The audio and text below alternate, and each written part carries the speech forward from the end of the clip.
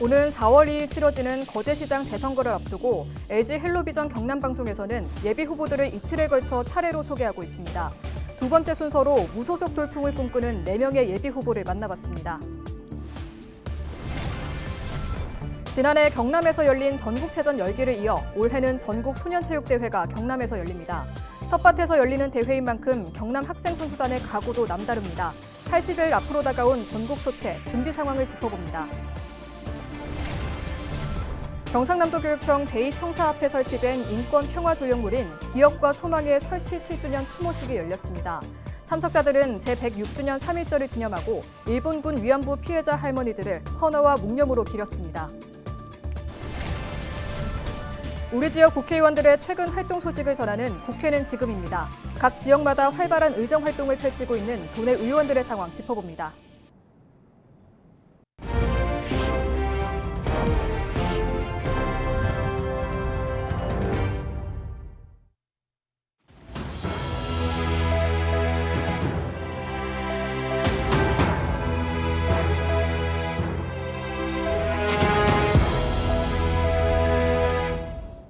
시청자 여러분 안녕하십니까? 헬로티비 뉴스입니다. 거제시장 재선거를 앞두고 예비 후보들을 만나보는 시간입니다. 지난 시간에 이어 무소속 돌풍을 꿈꾸는 4명의 예비 후보를 만나봤습니다. 표영민 기자의 보도입니다. 무소속 출마를 결심한 김두호 거제시의회 부의장은 거대 양당 정치에 균열을 내겠다는 각오입니다. 김 예비 후보는 호황기에 접어든 조선업을 중심으로 관광업 등 신성장 동력을 확보하겠다고 밝혔습니다. 조선산업 회복기를 맞이하여 신규 산업단지를 공급하겠습니다. 경제자유구역 거제 확대를 추진하여 신성장 사업을 유치하도록 하겠습니다. 야간 관광 인프라를 구축하고 서면성길을 재정비하며 거제 종주 자전거 도로를 개설하여 관광객을 적극 유치하도록 하겠습니다. 손한진 예비 후보는 오랜 공직생활 경험을 바탕으로 안정적인 시정 운영을 내세우고 있습니다. 손 예비 후보는 노동자와 농업인을 위한 복지기금을 조성하고 친노동 정책을 펼칠 것을 약속했습니다. 사회복지기금을 조성하기 위해서 조례를 제정하고 우리 예산의 0.5%에 해당되는 매년 60억 원씩을 적립해서 최우선적으로는 노동을 하고서도 임금을 받지 못한 노동자들에 대해서 임금의 생계비를 절반 정도 지급하고 정치 신인인 무소속 장명희 예비 후보는 2030 젊은 세대의 대변인을 자처하고 있습니다. 장 예비 후보는 거제를 아이 키우기 좋은 도시로 만들고 관광산업 육성에 앞장서겠다는 포부를 밝혔습니다. 이번 시장 선거의 임기가 1년 3개월이거든요. 그래서 너무 많은 공약보다는 관광과 그리고 아이 키우기 좋은 거제에 집중하고 싶습니다. 그래서 관광 산업을 좀 더 키울 예정이고요. 그리고 아이들과 함께 즐길 수 있는 문화 공간을 더 많이 만들 생각입니다. 황영석 예비 후보는 국민의힘 경선을 포기하고 탈당한 뒤 무소속으로 출마했습니다. 황 예비 후보는 거제를 아시아 최고의 관광지로 만들고 조선업 중심인 산업 환경을 변화시키겠다고 예고했습니다. 세 개 아젠다 중에 그 첫째는 자연경관이 수려한 이 거제시를 아시아의 최고의 관광지로 발돋움하게 하겠다. 둘째는 양대 조선이 있는 이 거제시가 최첨단 기업도시가 되도록 하겠다. 거대 양당 후보에 맞서 거제시장에 도전장을 던진 4명의 예비 후보. 지역에서 무소속 바람을 일으킬 수 있을지 관심이 쏠립니다. 헬로티비 뉴스 표영민입니다.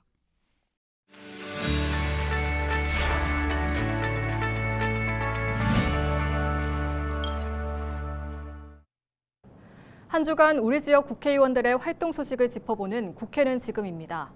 이번 한 주도 경남 지역 국회의원들은 지역 발전을 위한 다양한 법률 발의를 비롯해 각종 토론회 개최 등 활발한 활동을 이어갔는데요. 먼저 박상훈 국회의원 소식입니다. 박상훈 국회의원이 지난 26일 함안에서 중소기업 지원사업 설명회를 열었습니다. 이날 기업에 대한 특례 보증 등 다양한 맞춤형 지원 방안들이 소개됐고 경남 중소벤처기업청과 신용보증기금 등 기관들은 현장에서 정책자금 운영 등에 관해 설명하기도 했습니다. 어려운 경제 상황 속에서 열린 이번 설명회에 중소기업과 소상공인들의 참여 열기도 뜨거웠습니다. 지금부터 정기적으로 해나가고 계속 점검하고 계속 이런 일들을 반복해 나가면서 이 자극을 주고 또 중소기업들에게 어떤 구체적인 비전을 줄 수 있도록 그렇게 보관을 마련해 나가려고. 지난 25일 김정호, 허성무 의원이 난방비 폭탄의 구조적 문제를 해결하기 위한 해법을 모색하는 토론회를 열었습니다. 토론회에서는 도시가스 미수급 문제에 정부 지원과 개입이 필요하다는 전문가 의견이 제시됐습니다. 또 직수입 사업자의 초과 이윤에 대한 횡재세 도입 필요성이나 가스요금 인상의 또 다른 요인인 LNG 직수입 규제 필요성도 언급됐습니다. 이익은 사유화하고 비용은 사회화하는 이 모순을 언제까지 두고 봐야 되겠습니까? 반드시 저희가 앞장서서 민주당이 이 문제에 근본적인 해법을 내놓고 사업의 구조에서의 그런 모순되는 것을 제도 개선에서 풀어나가는 부분, 또 그 과정에서 어쨌든 또 가장 어려운 곳에 있는 분들을 정부가 잘 챙기는 부분, 이런 거 아주 촘촘하게 저희들이 잘 하겠다. 이종우 국회의원은 진해신항 항만배후단지가 국가지역 전략사업으로 선정됐다고 밝혔습니다. 이번에 선정된 진해신항 항만배후단지는 관련 행정 절차를 거쳐 이르면 내년 상반기부터 순차적으로 그린벨트 해제에 돌입할 예정입니다. 이번 그린벨트 해제로 부족한 진해신항 항만배후단지 확보와 우수한 민간기업의 지역투자 촉진이 가능하고 진해지역 개발제한구역의 대규모 해제가 가능해졌습니다.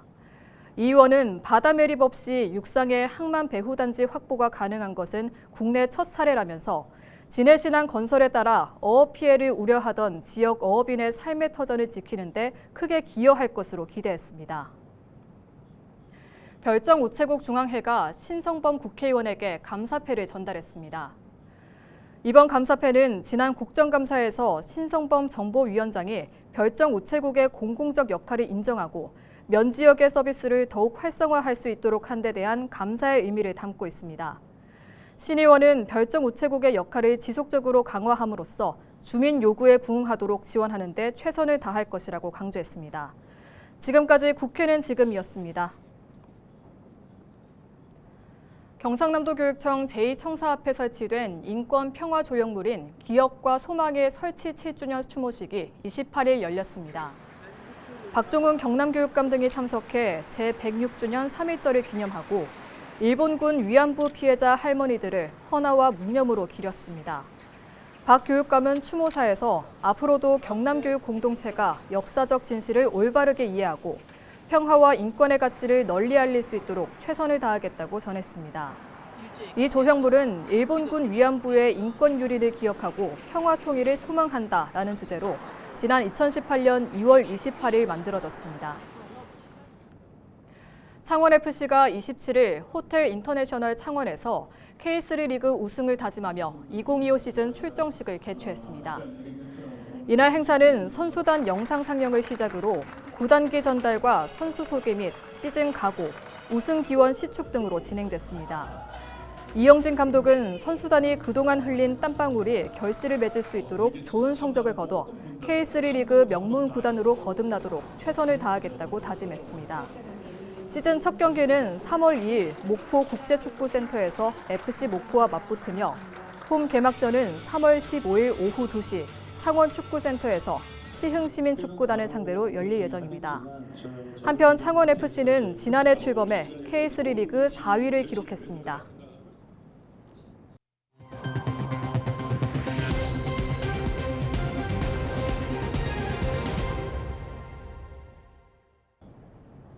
지난해 경남에서는 14년 만에 전국 체육대회가 펼쳐졌죠. 체전에 참가한 국내외 선수단만 3만여 명으로 역대 최대 규모였는데요. 그 열기를 이어 올해는 전국 소년체육대회가 경남에서 열립니다. 텃밭에서 열리는 대회인 만큼 경남 학생 선수단의 각오도 남다릅니다. 80일 앞으로 다가온 전국 소체, 김수정 기자가 취재했습니다. 강추위에도 모래판이 뜨겁게 달아올랐습니다. 경남 지역 중학생 씨름 선수들의 합동 훈련 현장입니다. 상대는 여자 실업팀 선수들. 체급에 맞춰 상대를 마주보고 빠른 두뇌 회전과 기술을 선보이며 거칠게 쓰러뜨립니다. 경남의 씨름 명가 중 한 곳인 마산중학교 선수들은 올해 텃밭에서 전국 소체가 열리는 만큼 메달을 쓸어 모으겠다는 각오입니다. 경남에서 15년 만에 열리는 전국 소년체전이라서 더욱더 기대하고 있고요. 15년 전에는 제가 비록 금메달을 못 땄는데 그래도 올해는 꼭 금메달 딸 수 있도록 열심히 하고 있고요. 마산중학교 애들이랑 전지훈련도 많이 다니고 체력 훈련도 열심히 하면서 체력도 늘고 씨름 기술도 많이 늘어서 이번 시합은 좋지 않았던 시합과 비교해서 좋은 성적을 낼 것 같습니다. 제54회 전국 소년체육대회, 제19회 전국 장애학생체육대회가 석 달 앞으로 다가왔습니다. 지난해 전국체전이 열렸던 김해 종합운동장입니다.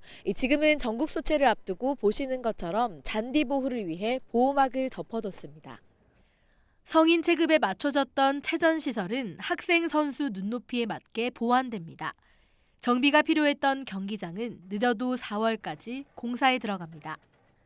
경상남도 교육청은 경상남도와 경남체육회, 김해시 등 관계기관과 함께 원활한 경기 진행뿐 아니라 학생 선수를 보호하고 육성하는 데 주력합니다.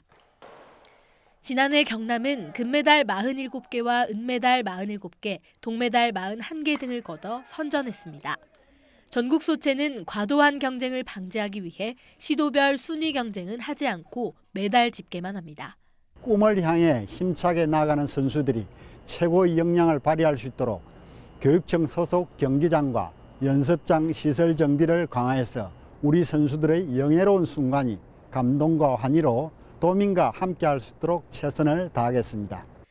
전국 소년체전은 5월 24일부터 27일까지 경남 15개 시군에서, 전국 장애학생체전은 13일부터 16일까지 경남 5개 시군에서 펼쳐집니다.